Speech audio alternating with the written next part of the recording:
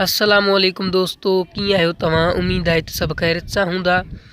मुंहिंजो नालो आहे मौज़म जमाली ऐं तव्हां ॾिसी रहिया आहियो MJ ऑफिशियल यूट्यूब चैनल। दोस्तों, अॼु असां तव्हांखे हिन वीडियो में हिकु सिंधी एक्शन कॉमेडी फिल्म जे बारे में ॿुधाइण वारा आहियूं। दोस्तों, इन फिल्म में सिंध जा कहिड़ा कहिड़ा अदाकार कमु करे रहिया आहिनि ऐं हिन फिल्म जो डायरेक्टर ऐं राइटर केरु आहिनि ऐं इहो फिल्म कहिड़े चैनल ते ऐं कॾहिं रिलीज़ कयो वेंदो, इहो सभु कुझु ॿुधाइण खां पहिरियां तव्हां दोस्तनि खां हिकिड़ी नंढड़ी गुज़ारिश आहे।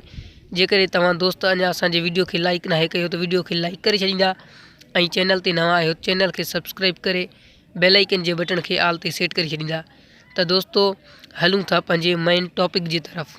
दोस्तों, आउं तव्हांखे सभ खां पहिरियां इहो ॿुधाईंदो हलां त हिन फिल्म जो नालो आहे मिस्टर मतेरो।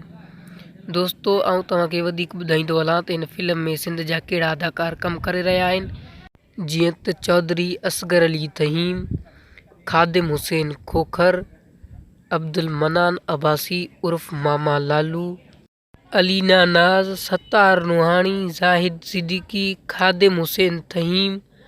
दोस्तों, ऐं इन्हनि खां अलावा ॿिया बि केतिरा ई अदाकार हिन ड्रामे में कमु करे रहिया आहिनि।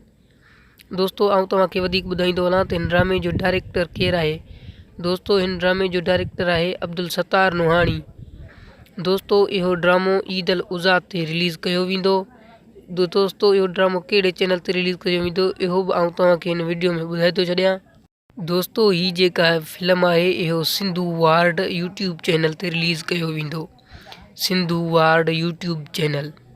दोस्तों, उम्मीद आहे त असांजो इहो नंढिड़ो वीडियो तव्हां दोस्तनि खे पसंदि आयो हूंदो। जेकॾहिं पसंदि आयो हुजे त महिरबानी करे असांजे वीडियो खे लाइक करणु न विसारींदा ऐं चैनल ते नवां आहियो चैनल खे सब्सक्राइब करे बेल आइकन जे बटन खे आल ते सेट करे छॾींदा। तव्हां दोस्तनि जी वॾी महिरबानी।